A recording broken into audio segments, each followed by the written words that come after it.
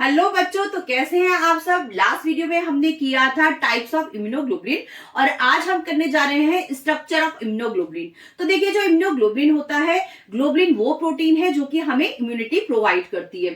तो स्ट्रक्चर की बात करूं तो इस स्ट्रक्चर में, इम्यूनोग्लोबुलिन के स्ट्रक्चर में टोटल 4 चेन प्रेजेंट होती है। इन 4 चेन में से 2 चेन जो होती है वो लॉन्ग चेन होती है, यहाँ पर देखिए साइड में, जो कि वाई शेप का है, ठीक है। और 2 जो है चेन शॉर्ट चेन होती हैं।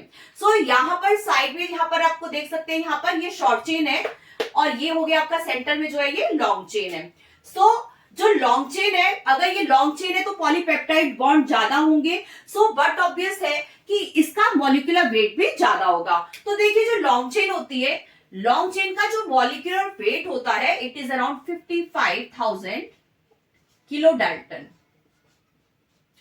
जबकि जो शॉर्ट चेन है, तो शॉर्ट चेन में पॉलीपेप्टाइड बॉन्ड कम होंगे, तो शॉर्ट चेन का जो मॉलिक्यूलर वेट है, it is around 25,000 kilo Dalton.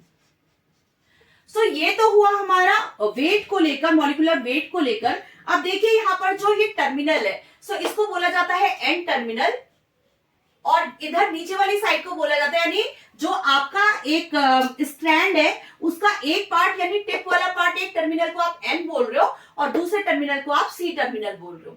तो देखिए, जो एन टर्मिनल होता है, यहाँ पर एमिनो ग्रुप प्रेजेंट होता है, जबकि जो आपका सी ग्रुप है, यहाँ पर कार्बोक्सिलिक ग्रुप प्रेजेंट होता है।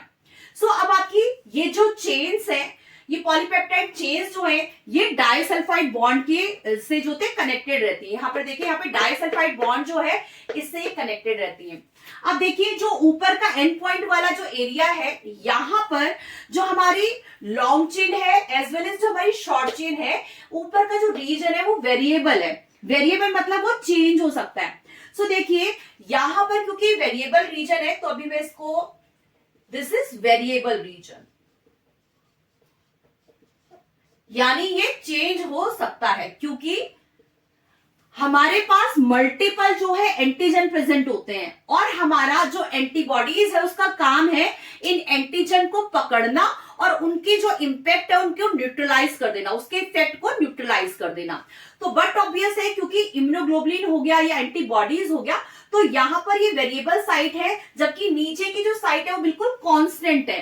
तो आपकी इसमें कोई वेरिएशन नहीं मिलेगा, ये बिल्कुल सेम रहेंगे, ये कांस्टेंट है।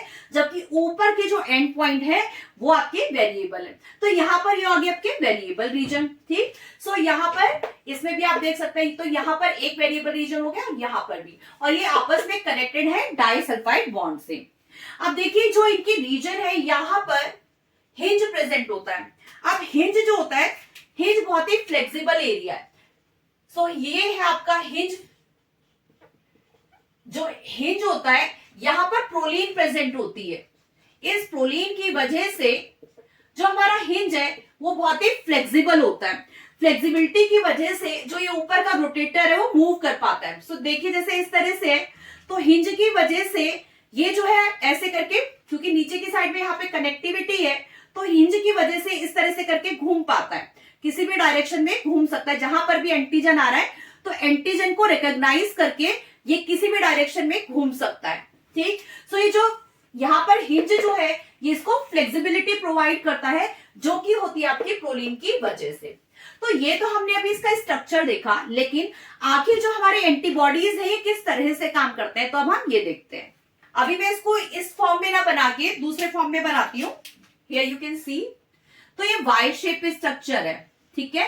ये वाई शेप स्ट्रक्चर है, जहां पर इस साइड पर, जैसे मैंने अभी बताया था, एन टर्मिनल वाली साइड पर जो होता है ये वेरिएबल साइट है, क्योंकि ये चेंज होता है, ठीक है। अब देखिए, कोई भी जो हमारे पैथोजन हमारी बॉडी में जब एंटर करते हैं, वो कोई बैक्टीरिया हो सकता है, वो कोई वायरस हो सकता है।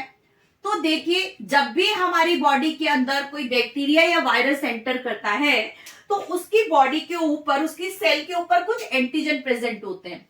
तो सपोज ऐसा नहीं है कि every time antigen is same, ठीक है। तो एंटीजन वो अलग अलग हो सकते हैं। तो यहां पर हम अलग अलग एग्जांपल लेते हैं। सो यहां पर मैंने वायरस ले लिया है और यहां मैंने ले लिया बैक्टीरियल सेल, ठीक है। सो वायरस में अगर इस टाइप का एंटीजन है, यहाँ पर बॉडीज का काम एंटीबॉडीज का काम क्या है कि इन एंटीजन को पकड़ना और उसके इफेक्ट को न्यूट्रलाइज कर देना, ठीक है। तो अभी यहाँ पे आप देख सकते हो जैसे कि एंटीजन अगर राउंडेड शेप का है तो यहां पर जो है इस एंटीबॉडीज को राउंडेड होना पड़ेगा ताकि ये इसको क्या करे, अपने अंदर फिट कर सके और उसके इफेक्ट को न्यूट्रलाइज कर दे, ठीक है। लेकिन अगर मैं चाहूं कि ये ट्राइंगुलर वाला इसको इसमें फिट हो जाए, क्या ये पॉसिबल है?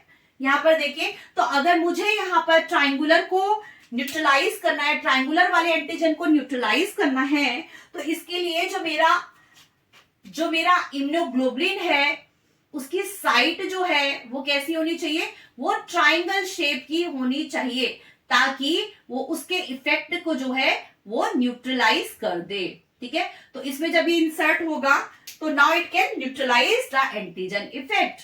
तो यहां पर जो है ये इसके इफेक्ट को क्या कर देगा, ये न्यूट्रलाइज कर देगा, ठीक है। So the thing is every time antigen का जो शेप है वो अलग हो रहा है और उसी के अकॉर्डिंग जो है हमारे एंटीबॉडीज को भी जो है एक अलग ही तरह का जो है इम्यूनोग्लोबुलिन को यूज करना पड़ता है, ठीक है। सो इसीलिए यहां पर आपको वेरिएबिलिटी देखने को मिलती है। सो देखिए ये जो कंप्लीट एक सेक्शन है ये एक मोनोमर यूनिट हुई किसकी, इम्यूनोग्लोबुलिन की। बट ऐसा नहीं है कि every time it is single. कई बार क्या होता है, जो हमारे इम्यूनोग्लोबुलिन होते हैं ये आपस में ज्वाइंट कर जाते हैं, ठीक है। तो अगर ये ज्वाइन करते हैं बेटा तो ये जे चेन से ज्वाइन करते हैं। जे मतलब हो गया ज्वाइन, जो कि पॉलीपेप्टाइड की चेन होती है। तो जब ये जे चेन से ज्वाइन करते हैं जो कि एक पॉलीपेप्टाइड चेन है, तो क्या मैं ये कह सकती हूं कि यहां पर दो मोनोमर, ये एक मोनोमर है, ठीक है, दिस इज यूनिट, ये एक मोनोमर है। अब क्योंकि यहां पर दो मोनोमर आपस में ज्वाइंट हो गए हैं जे चेन से, जो कि एक पॉलीपेप्टाइड शॉर्ट पॉलीपेप्टाइड चेन है, तो अभी देखिए क्योंकि ये फ्लेक्सिबल होती है तो इस तरह से, क्योंकि यहां पर दो मोनोमर लगे हुए हैं, यहां पर दिखाती हूं मैं। तो देखिए यहां पर अगर ये दो मोनोमर लगे और यहां पर इसमें जे चेन है तो आप देख सकते हैं कि ये मूव कर सकते हैं, सब सेंसर की तरह से काम करते हैं और जहां से भी इनका एनिमी आ रहा है, यानी जहां से भी इनकी बैक्टीरिया या वायरसेस आ रहे हैं, जहां पर इनको एंटीजन दिख रहे हैं, क्योंकि इनका काम है एंटीजन के इफेक्ट को डिस्ट्रॉय करना, ठीक है, तो उसी डायरेक्शन में अपने फेस को कर लेंगे, ठीक है। लेकिन यहां पर मोनोमर यूनिट नहीं है, ध्यान दीजिए, यहां पर दो मोनोमर यूनिट ज्वाइंटेड है। लेकिन कई बार क्या होता है, दो ना होकर 5 मोनोमर यूनिट ज्वाइंट होती है सिर्फ एक पॉइंट से, राइट। सो ऐसी कंडीशन में इसको हम पेंटामर बोलते हैं, इसको हम डायमर बोलते हैं, क्योंकि यहां पर आप देख सकते हैं दो मोनोमर यूनिट ज्वाइंटेड है, ठीक, और ये मिलता है आपका IgA में।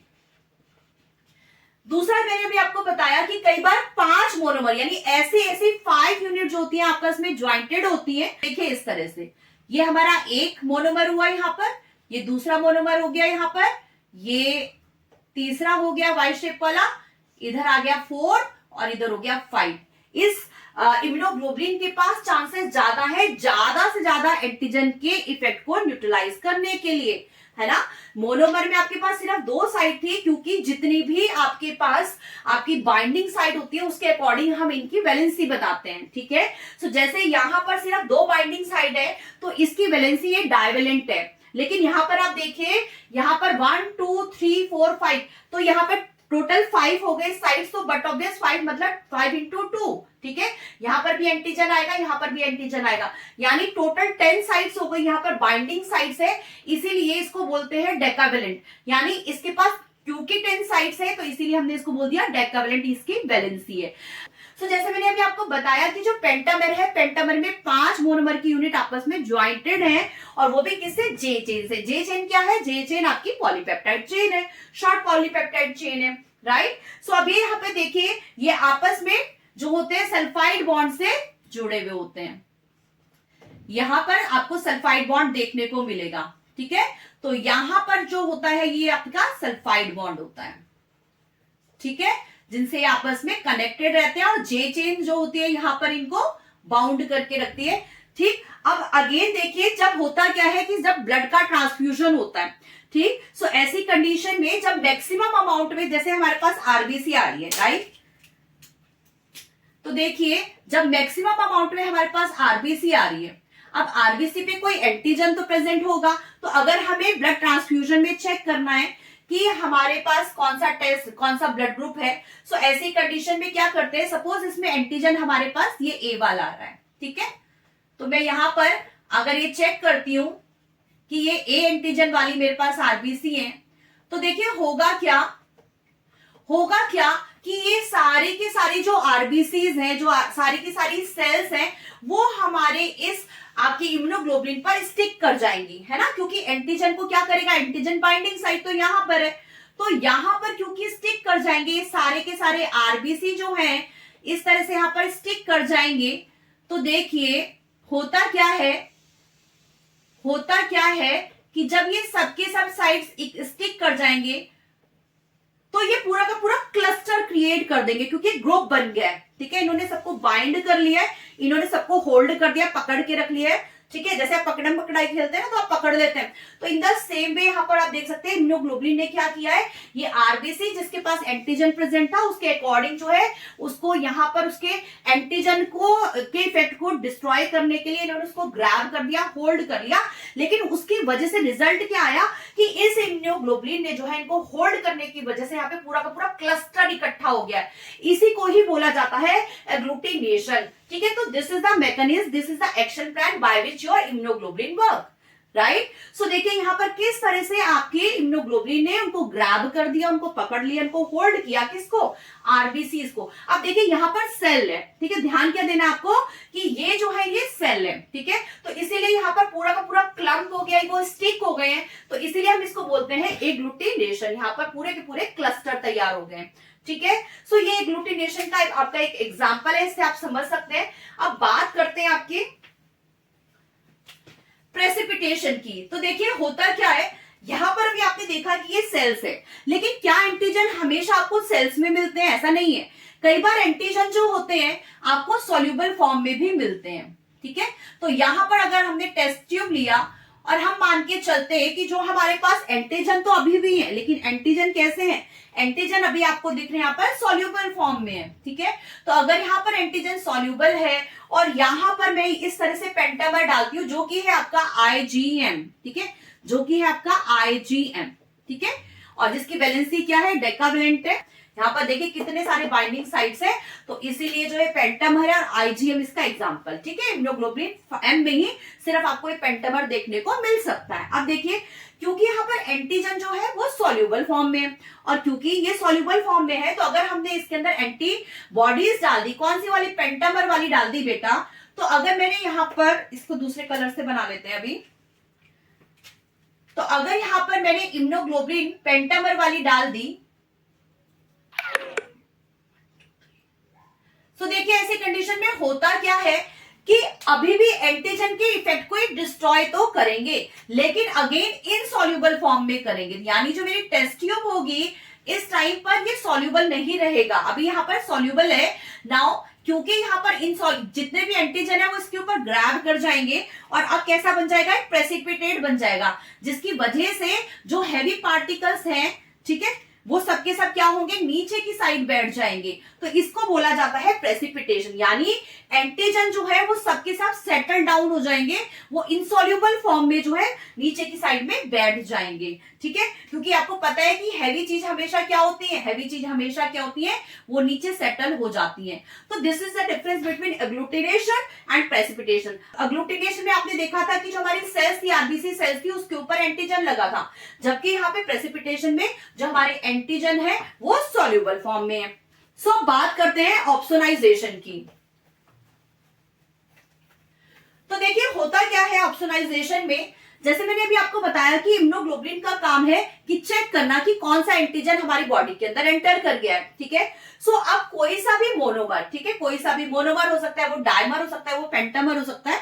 तो बेसिकली इम्यूनोग्लोबुलिन ने क्या किया, इम्यूनोग्लोबुलिन ने जैसे ही बॉडी में किसी ने अटैक किया, फॉरेन पार्टिकल्स ने अटैक किया, तो सपोज उसने बैक्टीरिया को देखा कि हमारी बॉडी में बैक्टीरिया अटैक कर रहा है, क्योंकि फॉरेन पार्टिकल है, ठीक है, जिसके ऊपर क्या प्रेजेंट है, एंटीजन प्रेजेंट है।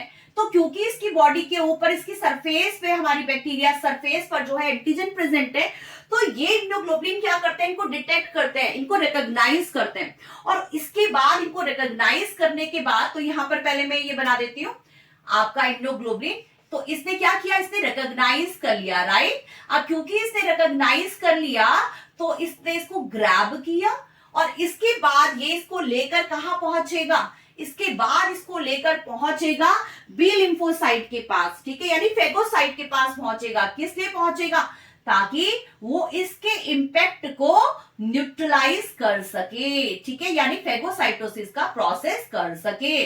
तो देखिए यहां पर है मेरा बी लिम्फोसाइट है सपोज ये, तो बी लिम्फोसाइट के पास ये पहुंचा और पहुंचने के बाद ये इसके पास इसको इंगल्फ कर जाएगा, ठीक है। अब बट ऑब्वियस देखो इंगल्फ कर जाएगा यानी इनडायरेक्टली इसने क्या कर दिया, इस बैक्टीरियल सेल के एंटीजन के जो इफेक्ट है उसको न्यूट्रलाइज कर दिया। तो देखिए बी लिम्फोसाइट जो है ये फेगोसाइट्स की तरह से काम करता है, इसी को बोला जाता है ऑप्सोनाइजेशन, क्योंकि ऑप्सोनाइजेशन का मतलब है ईट करना, खाना, ठीक है। तो ये फेगोसाइटिक यानी ये हमारा बी लिम्फोसाइट है, ये बी लिम्फोसाइट है जिसने काम किया है हमारी पहले रिकॉग्नाइज करना, किसको, एंटीजन को, फॉरेन एंटीजन यानी फॉरेन बॉडीज के अंदर कौन कौन से एंटीजन आ रहे हैं उनको रिकॉग्नाइज करना, और ना सिर्फ उनको रिकॉग्नाइज करना, उनको बी लिम्फोसाइट के पास लेकर जाना ताकि क्या कर सके, उससे उसको वो क्या कर सके, इंगल्फ कर सके, ठीक है। उसने खुद से काम नहीं किया है, उसने काम क्या किया, उसको रिकॉग्नाइज करके लेकर जाने का किसके पास में, बी लिम्फोसाइट के पास, ताकि बी लिम्फोसाइट जो है प्रॉपर वे में काम कर सके। अब देखिए बी लिम्फोसाइट ने क्या किया, इसको इंगल्फ कर लिया और इस तरह से जो हमारी बॉडी है वो सेव कर दी उस बैक्टीरिया के इफेक्ट से, ठीक है। सो इसको बोला जाता है ऑप्सोनाइजेशन। और देखिए फेगोसाइटोसिस वो प्रोसेस हुआ जिसमें हमारी इस बी लिम्फोसाइट ने उसको इंगल्फ किया, नहीं उसको डाइजेस्ट कर लिया, उसको ईट कर लिया। So this is known as phagocytosis. So अभी आप इसका स्क्रीनशॉट ले सकते हैं। सो अब हम देखेंगे कि आखिर हमारे पास 5 टाइप्स की इम्यूनोग्लोबुलिन है तो क्यों है, उसका रीजन क्या है। सो देखिए जो हमारा मोनोमर है इसके पास टोटल 4 चेन्स है, जिसमें 2 चेन बड़ी है और 2 चेन हमारी छोटी है। तो देखिए जो हमारी बड़ी चेन यानी लॉन्ग चेन्स होती हैं ये टोटल होती है 5 टाइप्स की। लॉन्ग चेन जो है आपको 5 टाइप्स की देखने को मिल सकती है। तो देखिए फर्स्ट टाइप आपका गामा, सेकेंड आपका अल्फा, थर्ड आपका माइक्रोन, फोर्थ आपका एप्सिलॉन और फिफ्थ आपका डेल्टा, ठीक है। तो गामा के अकॉर्डिंग आपने लिख दिया इसका नाम IgG, ठीक है। इसी तरह से अल्फा के अकॉर्डिंग आपने लिख दिया IgA, माइक्रोन के हिसाब से आ गया आपका इसका IgM, एप्सिलॉन के हिसाब से आ गया आपका IgE, राइट, और डेल्टा के अकॉर्डिंग हो गया आपका IgD, ठीक है। तो लॉन्ग चेन आपके पास टोटल 5 टाइप्स की है, इसी वजह से हमारे जो इम्यूनोग्लोबुलिन है वो भी टोटल 5 टाइप्स की है। और बात करो अगर शॉर्ट चेन की, तो देखिए शॉर्ट चेन जो होती है हमारे पास, शॉर्ट चेन जो होती है हमारे पास सिर्फ 2 टाइप्स के होते हैं। शॉर्ट चेन होते हैं हमारा एक तो कापा चेन और दूसरा होता है हमारा लैम्डा चेन, ठीक है। तो शॉर्ट चेन में ज्यादा चॉइसेस नहीं है, यहां पर सिर्फ 2 चेन देखने को मिलेंगी, जबकि आपकी जो लॉन्ग चेन है वो 5 टाइप्स की होती है। उसी के अकॉर्डिंग जो हमारे इम्यूनोग्लोबुलिन होते हैं वो भी 5 टाइप्स के होते हैं, जिसको आप याद कर सकते हो गेम्ड के नाम से, यानी GAMED। तो गेम्ड से आप इसको याद कर सकते हो। सो आई होप सो कि आपको इम्यूनोग्लोबुलिन का जो स्ट्रक्चर है बहुत ही अच्छे से क्रिस्टल क्लियर हो गया होगा। तो अगर आपको इम्यूनोग्लोबुलिन का जो स्ट्रक्चर है बहुत ही अच्छे से क्रिस्टल क्लियर हो गया है तो क्यों ना आप अपने इस वीडियो को अपने फ्रेंड्स के साथ भी शेयर कर दें। और हाँ, अपने पे ट्रस्ट रखिए और साथ में अच्छे से मेहनत करते रहिए अपने बोर्ड के एग्जाम के लिए। और अगर कोई भी डाउट है तो आप मुझे कॉमेंट कर सकते हैं, डेफिनेटली मैं आपके लिए उस पर वीडियो बनाऊंगी। सो मिलते हैं देन एक न्यू वीडियो में। Till then stay safe, bye bye.